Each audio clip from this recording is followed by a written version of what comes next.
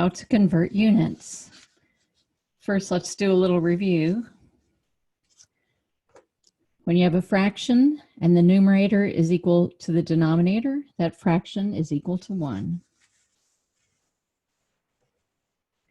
When you're multiplying fractions, you want to reduce before you multiply. So if there's a factor that occurs in the numerator and the denominator, you cancel because 3 over 3 is equal to 1. And you just have what's left. Factors do not need to be adjacent to reduce. What is she talking about?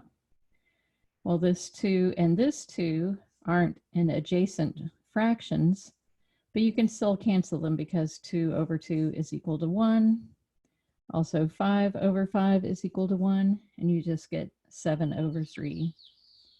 Another way to think of it is that multiplication is commutative, meaning you can change the order in which you multiply the numbers. So if you trade these around, you're basically multiplying 2 over 2 times 5 over 5. Each of these fractions is equal to 1 times 7 over 3.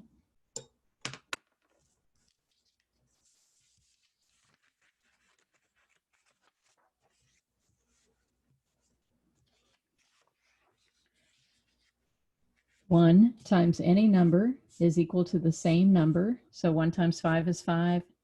1 times 7 is 7. And you can make any number into a fraction by putting a 1 in the denominator. So 5 is the same as 5 over 1, and 7 is the same as 7 over 1. When you're solving unit conversion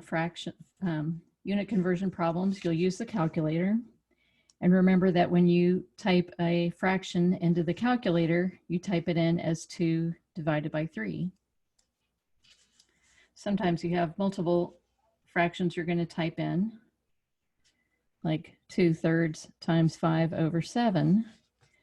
And you can type it in either multiplying all the numerators and then dividing by each of the denominators, or typing it in as 2 divided by 3 times 5 divided by 7.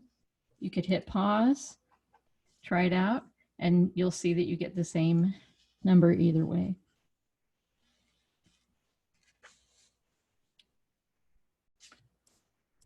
Now, remember that multiplying and dividing by 1 gives you the same number, so you don't always have to type in the 1 when you're typing in a fraction, unless the 1 is in the numerator and it's in the first fraction. So 1 over 4, in this case, you have to type in the 1. That's 1 divided by 4.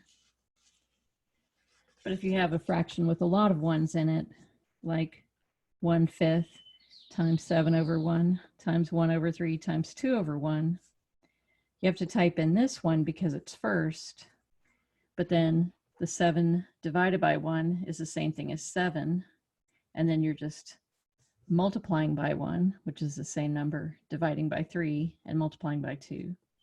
So these ones you do not have to type in.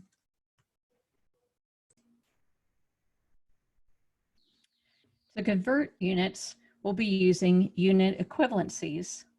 12 inches is equal to 1 foot, 3 feet is equal to 1 yard, 100 centimeters is 1 meter.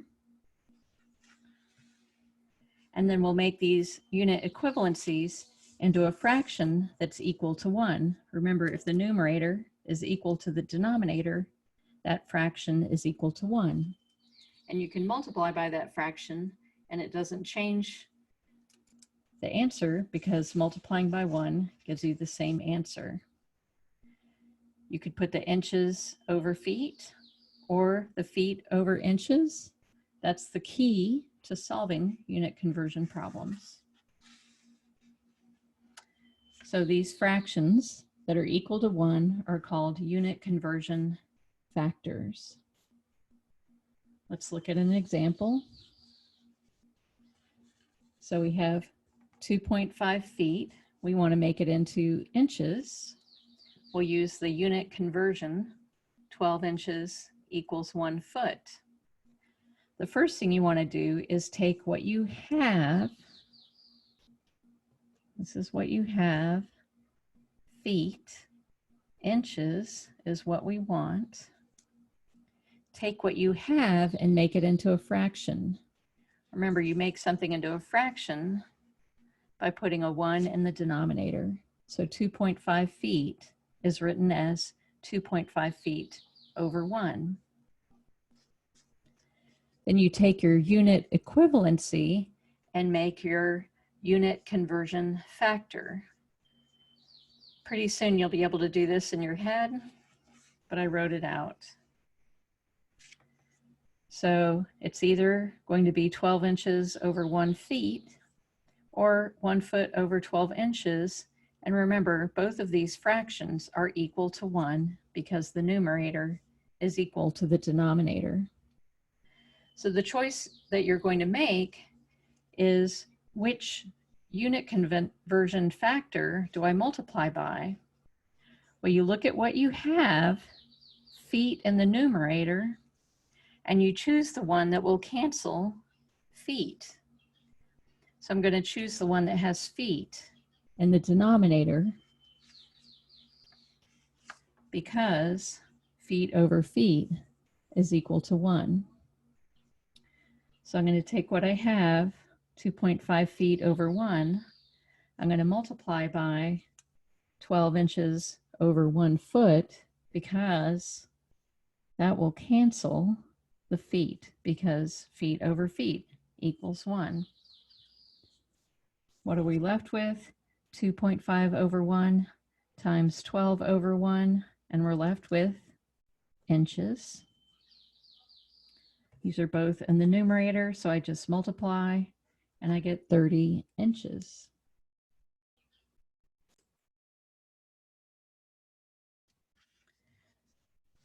I have 51 feet. I want yards. So we use the unit equivalency that 3 feet is equal to 1 yard. So first, we take what we have and make it into a fraction by putting a 1 in the denominator. Then we take our unit equivalency and make a unit conversion factor, which is a fraction that's equal to 1.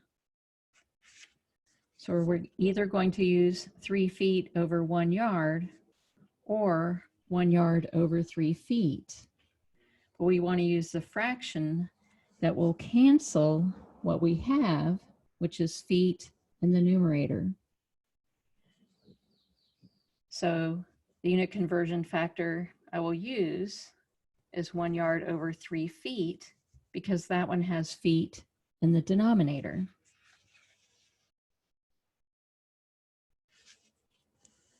So we're going to multiply by 1 yard over 3 feet because feet over feet is equal to 1. Let's write out the more simplified form. With feet gone, I have 51 over 1 times 1 over 3. So when I'm typing it into the calculator, I don't have to type in these ones because 51 over 1 is equal to 51. And then times 1 is the same thing. So I just type it in as 51 divided by 3. And I still keep my yards. 51 divided by 3 is 17. So my answer is 17 yards.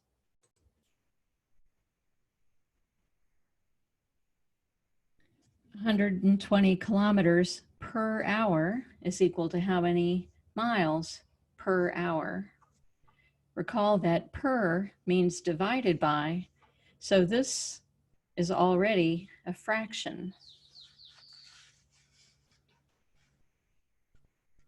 Let's write it in fraction form. Kilometers per hour is kilometers divided by hours.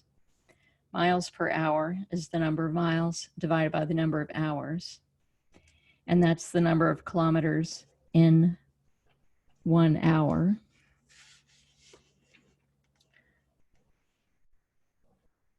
you'll notice that we're converting kilometers to miles, but the denominator, hours, stays the same. So we only need to convert kilometers to hours.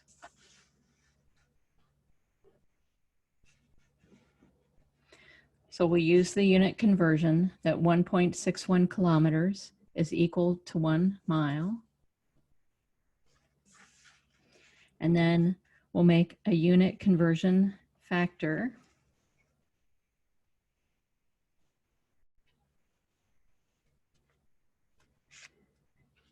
And you want to use the one that will cancel what you have, which is kilometers, and leave what you want, which is miles.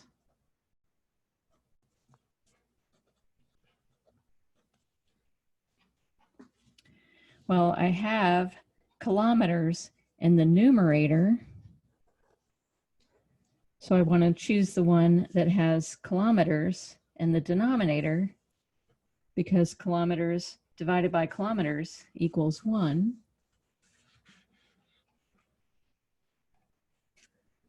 So I'm going to multiply 120 kilometers per hour times 1 mile over 1.61 kilometer. Remember, this fraction equals 1.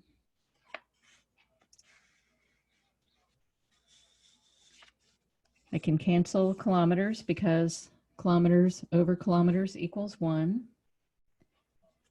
What am I left with? I have miles in the numerator and hours in the denominator. That's what I wanted, miles per hour. Let's write it in a simpler form.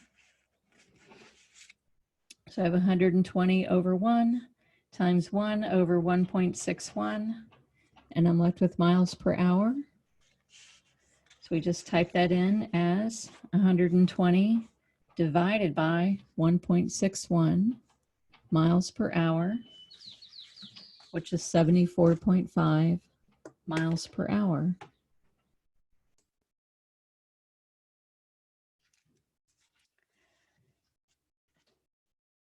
"60 miles per hour is how many feet per second?" So this is already a fraction. Let's write it as a fraction. So I have 60 miles over 1 hour, and I want feet over seconds. And in this example, well, you notice that we're going to convert miles into feet and hours into seconds. So we'll need the conversion from miles to feet and from hours to seconds. So we'll need 2 unit conversion factors, and it doesn't matter which one you convert first. You could convert miles to feet first or hours to second first. You'll get the same answer. So we'll make our 2 unit conversion factors, and eventually you'll just do this step in your head. But the key is picking the correct one. So let's do miles first. I have miles in the numerator. I want to use the unit conversion factor that has miles in the denominator so that miles will cancel.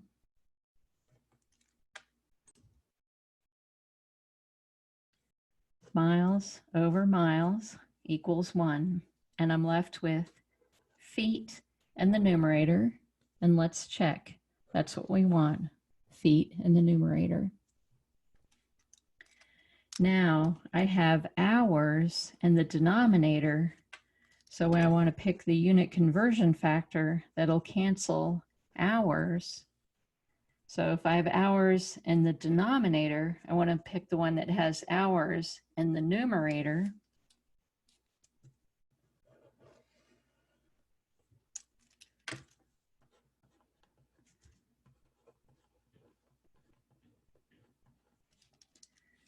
Because hours over hours is equal to 1.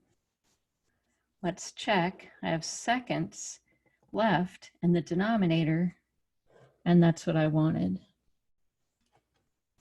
Let's write it in a simpler form. So that's 60 over 1 times 5280 over 1 times 1 over 3600 feet per second. So we just type it in as 60 times 5280 divided by 3600.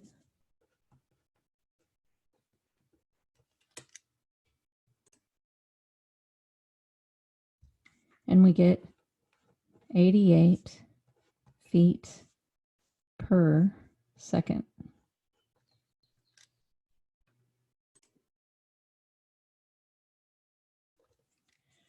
(432) square inches is how many square feet? When you have square or cube or higher exponents, you have to be careful and recall that square inches is inches times inches. So if you use the conversion inches to feet, you have to be careful.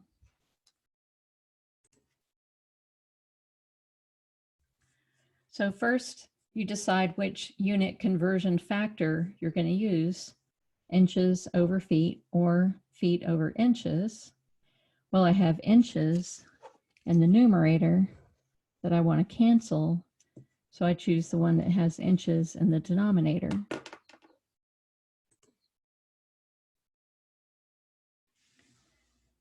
If I multiply by 1 foot over 12 inches, well, I get inches over inches, but I still have 1 inch left, so I have to multiply by that again.